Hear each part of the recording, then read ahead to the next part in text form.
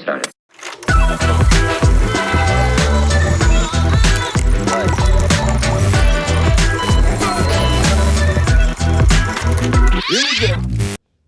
It's hard to believe, but it's already time to start putting 2022 in the rear view and start looking ahead to 2023. So we are joined by a few of our agency experts here at MHP TMSI to discuss our 2023 marketing predictions. Right now we're here with Lannie Byrd, who is the Chief Operating Officer at MHP TMSI. Thanks for joining us today, Lannie. We've been doing this for a while. We've been doing these marketing predictions for a while. Our tagline here at MHP TMSI is innovation lives here. And a big part of that innovation piece is looking ahead to the future and the next thing. Before we look ahead, let's look back. What are some of the things we've predicted in the past that have come true? So 7 years ago, we invented a thing called TraDigital. TraDigital basically is omni-channel. We were pioneers in that 7 years ago. We've got slide decks where we present it to clients. That's the way we plan media. That's the way we do creative. And this year, everyone else is like, omni-channel is the thing. Omni-channel is real. You have to plan media using all channels. And it's just like, is this new to you guys? Are you all finally catching up to us? Just one great example. We've talked data-driven. We've talked data-driven for 9 years. I've been here 9th year. 9 years is the 9th time we've done these predictions. Data-driven's always been a significant thing for us. And, you know, everyone else is, oh, data is important. Well, yeah, data definitely is important. So some things we get right. Some things we don't get right every year. The last 2 years, we've talked about cookies going away. And you know what? They're not. Google's extended the life of cookies in the Chrome browser to 2024. So we're going to have cookies, which is great news for all of us. Cookies are a great tracking method. They've restricted a whole lot. The amount of data we can pull from cookies has been deprecated, but there's still a lot of information and good out there with cookies. So a lot of different things that we can do with, with our predictions, and a lot of different predictions we've had. Some true, some not. A lot of copycats out there running 4 or 5 years behind us, though. Yeah, so how has, those kind of predictions we made 9 years ago with data-driven, 7 years ago with omni-channel, TraDigital, how have we've seen those impact our clients over the last few years? Yeah, without a doubt, every presentation that we make for our clients is data-driven. We go out and we look at the kinds of data that they've used in the past, the kind of data they've collected. We encourage them to collect more data, really more information about their customers, implement a CRM so we can pull first-party data and do lookalike audiences. And then how we plan our media and how we do our creative is all data-driven, and to the point that we have a team of data analysts that we've built out and an analytics staff in specific products, Matomo and Hecate, which are rolling out this year in 2022 and 2023, which are data-driven. So those predictions and things we've done in the past have directly impacted what we're doing now and into the future for our clients. Because really it's inventing the future. Being innovative is us predicting the future and then inventing what the next stage of marketing is in the future. And that's what we're doing here at MHP TMSI. But more than just our team of data analysts, which are great and do great stuff and invent new products, like you mentioned, Hecate, which is coming out in the next year, everyone at the agency and everyone that works in marketing in general, even if you don't work at our agency, if you work at another agency, you need to be data-driven. It's 2022, 2023. 7 or 8 years ago, we said everyone at TMSI is going to be certified Google Analytics and Google Ads. And we still say that. And everyone who's at MHP TMSI is certified in Google Analytics and Google Ads. But it's beyond that. We shouldn't depend on our data analysts for giving us data insights.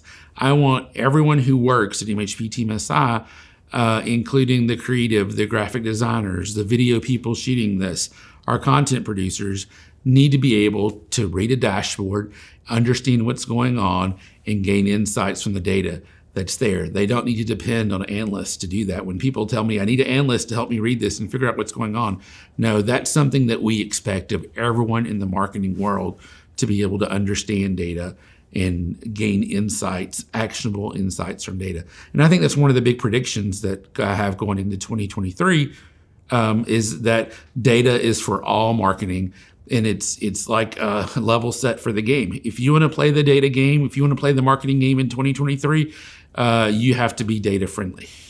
It can't be something that you're scared of anymore. And this includes, our chief creative officer, who's been at the agency 28 plus years.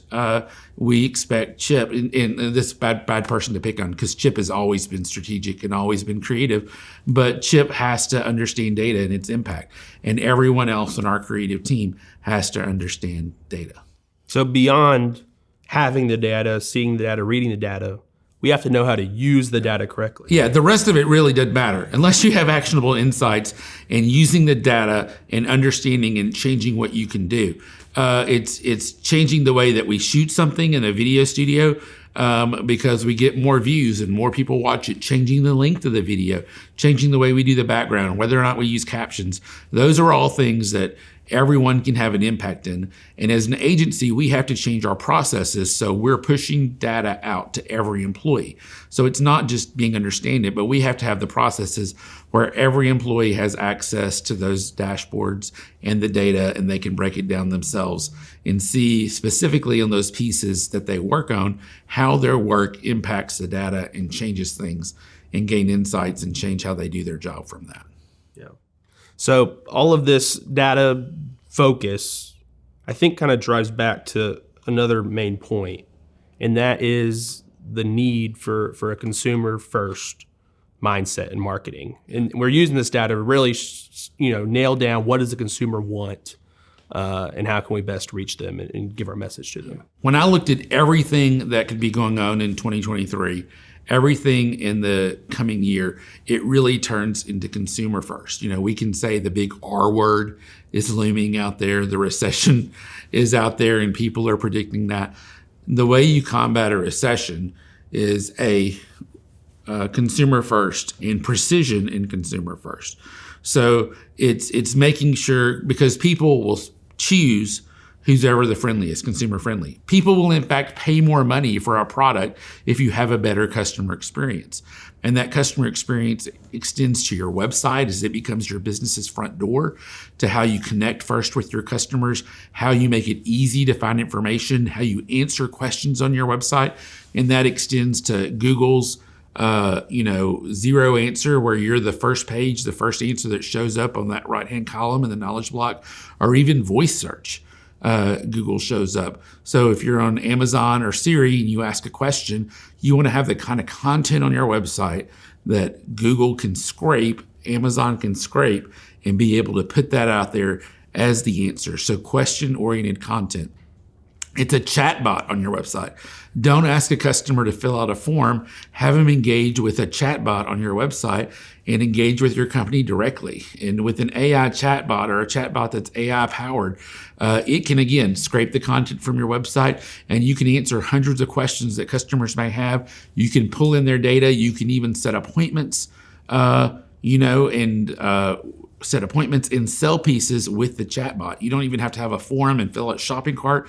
You can do that and take a credit card number through a chatbot that's secure and able to fill that. And that's much more personalized and interaction. And with that customer focus, the next piece of that is personalization. So we've had personalization for a long time. So we get artificial intelligence powering that personalization. And then we have personalization that moves past written words on the page to personalizations in images and personalizations in animation and in video, so that customer focus can extend to the complete customer experience. And powering all of that behind it is the data that we've accumulated. So it starts with the data, and the data powers that personalization and that customer experience. When you know who your customer is and you know who they want, you can actually feed that to the customer. You have a better customer experience. You shorten their time to finding what they want on your website. And you can even, once you know your customer well enough, suggest things, and that customer has that enlightening epiphany on their website that's really data-driven. Other customers found this one other thing that's outside of the normal realm of parts or pieces of content, what they find with you.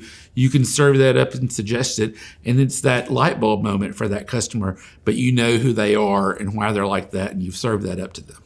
So in the past, AI was not advanced enough to really power human experience, to really make someone feel like they're having a personalized experience with a brand. If I had a chatbot I'm talking to, typically I'd know it's a bot, it's not a person. Have we gotten to the point now, hit the tipping point to where AI is advanced enough to provide those personalized experiences? Yeah, without a doubt, AI is the scraping power of website to pull up the additional content. The thing is, though, you still have to have the content on your website and the information out there to power that AI for it to scrape, to become a human-like experience that understands how to use adjectives and adverbs and apostrophes and things like that in conversation when it's texting with you or chatting with you, to be able to have a customized experience.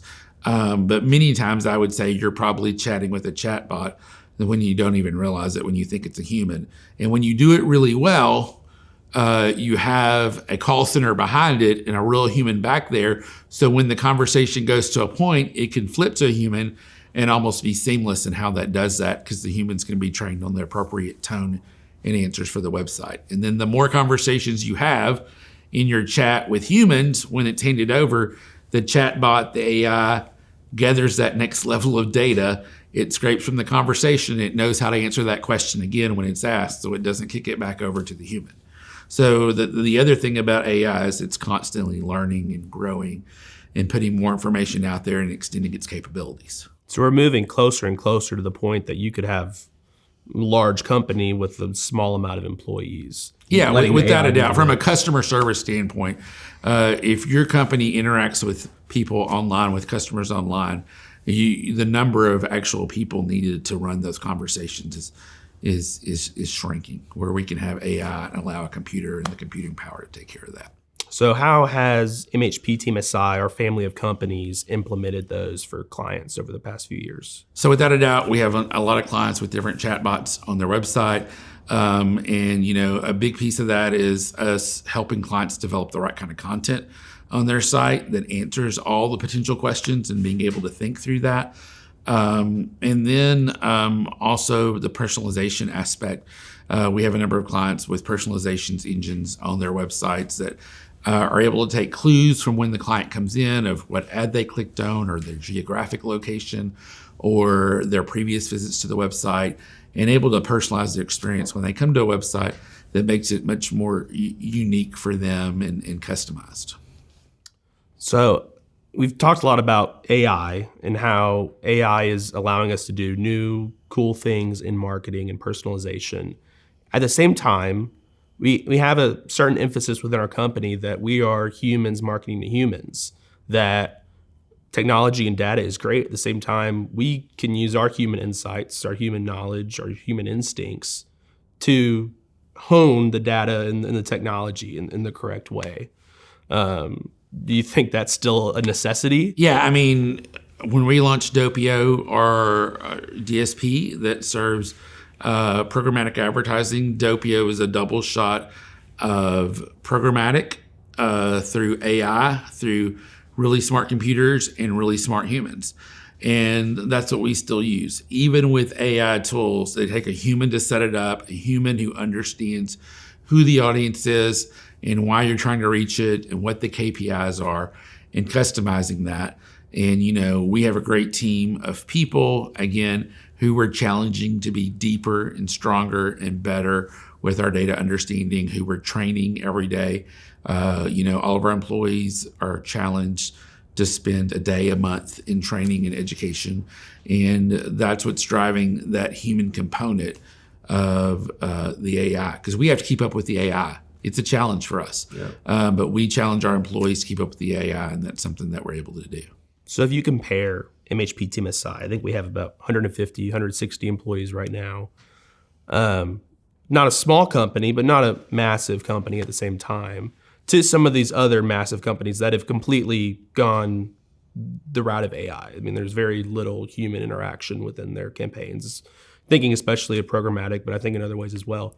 What does that human aspect play in? How do we do that differently than those other larger companies that maybe only utilize AI? So, I think a great example is Google actually encourages clients to come in and put a budget, upload a bunch of images and phrases, and give a website and a goal, and to let Google do everything. Let the Google AI tool do everything. And we've had clients who've tried that before they come to us. We've had clients who've left us to go try that, and they've come back. What happens in our experience is the AI either A, breaks some rules about your brand, almost inevitably. They'll break some rules about your brand that harms your brand in some way. They put an ad somewhere, they put it together in a way that the AI doesn't quite get as wrong. And the other thing that happens is they spend too much money.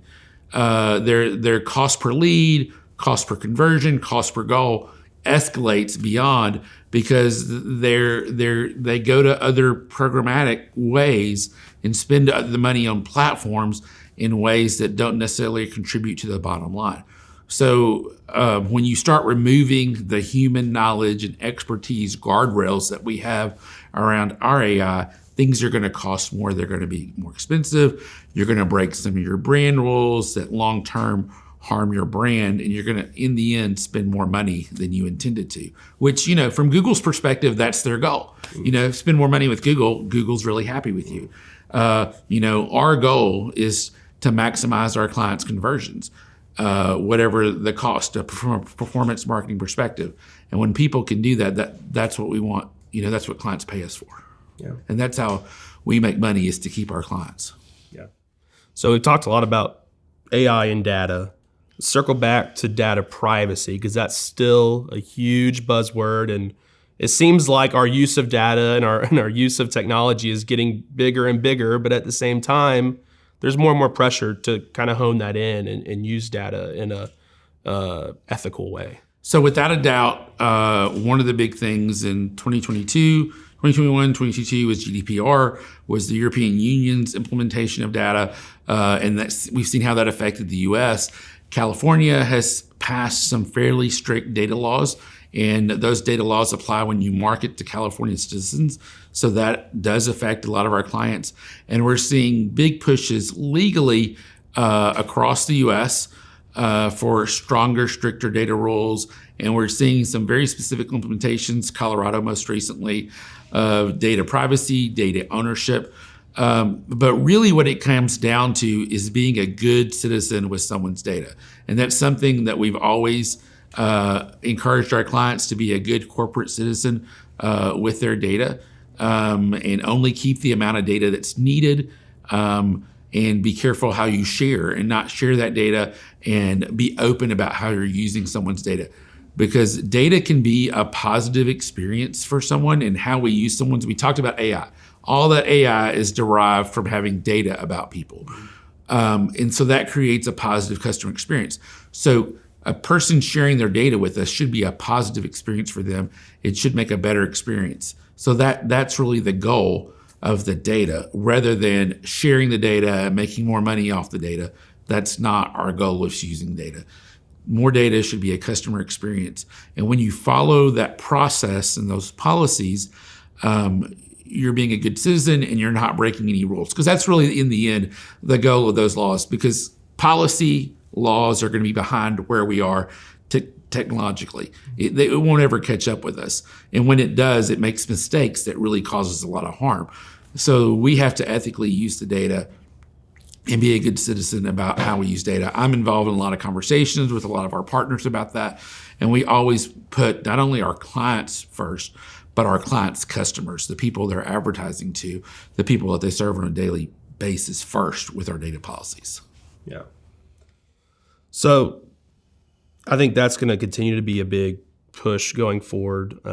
Probably more regulation there with data. Is there anything else you see coming ahead in the next year that's we need to talk about that our clients, our potential clients need to know about? I mean, I think Twitter's out there. We mentioned Twitter before. Elon Musk, bought Twitter, way overpaid for it somewhere. It's been talked 3 to 4 times more than he probably should have. Some people say Twitter's a dumpster fire. It's definitely, people depend on the information on Twitter way more than they should probably right now. I honestly, in my opinion, Twitter's going to level out. 3 or 4 years, Twitter's going to be another service. It's going to have different services besides just sharing information. Elon definitely is going to figure out how to put money transfer, and it's going to become another Cash App or Venmo through Twitter. He's probably going to definitely find a way to charge brands more to be on that, and if brands want to participate in that, he's still figuring it out, and he will. He's a smart guy. People made fun of him when he started building electric cars, and Tesla has a higher market cap right now than any other car company in the U.S. People made fun of him when he said he couldn't build a spaceship, and we send space rockets, and he runs internet service around the world. I really believe Elon will figure out how to do internet content too, and Twitter. That's a way that benefits all of us and definitely makes some money. So Twitter is something out there. TikTok is the other thing. There's that constant conversation about, TikTok is owned by ByteDance, which is a Chinese company. And what kind of information are we giving China out of our phone through ByteDance? And I think there's a legit conversation or fear that TikTok could go away. So that's definitely something that's out there. I don't think it's something to be afraid of. I think if TikTok is definitely entertaining. TikTok has the strongest consumer algorithm out there that hooks someone in and makes them addicted, where they just keep going and scrolling at 2 a.m. when you can't sleep. That's the reason you can't sleep, because TikTok has you addicted and you keep scrolling. Mm-hmm. But without a doubt, I think if TikTok went away and the Commerce Department said, hey, it's gone too far, they're spying on a bunch of Americans, I think definitely Instagram would take over very quickly. There's YouTube derivatives of TikTok that are really popular in certain circles. There's still vertical video that works very much like TikTok. Of course, that's owned by Google. So then you just have Facebook and Google coming back in and taking over from where TikTok is. Whether that's actually any better or safer, I guess they're not owned by Chinese companies. So in the Commerce Department size, it might be. But I don't think it's substantially changed media consumption for our clients or their consumers' point of view. Yeah, TikTok has already made its mark. And that's something we talked about last year, actually. In the 2022 marketing predictions, I remember there was a huge emphasis on TikTok there. And we talked about how it was going to continue to grow. And it's done just that over the last year. And it's really made its mark on Instagram, on even Facebook's tried to implement, and YouTube and everyone else. Yeah, the TikTok copycats are out there, and they've done a good job. So if something eliminated TikTok and said, oh, okay, we're removing TikTok, we'd have all these different pieces of the puzzle come up. So we mentioned this earlier in the interview. Our motto here is innovation lives here. That's our motto at MHP TMSI. How would you recommend someone, we're talking about things that may happen the next year, in the future. Things are going to happen that we're not predicting. We don't expect. Something's going to happen that we're not ready for. We have to adjust and pivot and look to make the best wins for our clients in those scenarios. How would you recommend people continue to learn in order to stay on top of the trends as they come about in 2023? Yeah, so at MHP TMSI, we have a team of strategists whose job in every discipline is to stay ahead of the curve and figure out what's next and go out and experiment and read and watch podcasts, listen to podcasts, watch videos, and figure out what's next. And that's what we do. I mean, we're literally subscribed to a bunch of newsletters. We read different blogs, and everyone has categories. So what I would encourage people, if you're interested in marketing, if you want to try to figure out what's next, you need to, first of all, figure out an area. It's too much for you to consume. What's your area? Where are you going to go deep? And then, find a podcast to listen to of a bunch of excerpts. Find a couple of blogs to read. Find some email newsletters to subscribe to. Find some companies that you want to watch and see what they're doing. And put your ear to the ground. Get a diversity of sources. Don't listen to one or two sources. Find different sources with different opinions, and let your brain sort that out and which one seems right to you. But it's definitely, we've become a pull society. Where we're pulling information to us, and a society who's has changed the way that we operate. It's not like you go to college or high school and you get all the knowledge you need for the rest of your life. I'm in my late 40s, and my career is built on constantly learning new things and sharpening myself by the ways I learn new things. And so you have to figure out what works for you, how do you learn best, and then expose yourself to multiple sources of information that way. Yeah, that's exactly right. And another option is mhbteamsi.com, our blog, our visit, YouTube, our social media. Visit, or you could just hire us, and our account executives can educate you every month when you have your meetings. That works too. I mean, that's their job. Yeah, exactly. All right. Well, thanks so much for joining us today. I'm excited to look ahead through the next year and see how our predictions come to pass, and then we'll get back together a year from now and talk about 2024. Yeah, you can grade me. He said this, and it passed, and it didn't. We always say that we're going to do that. We never do. So next year we will for sure. Exactly. Cool. All right. Thank you. Thanks for joining us.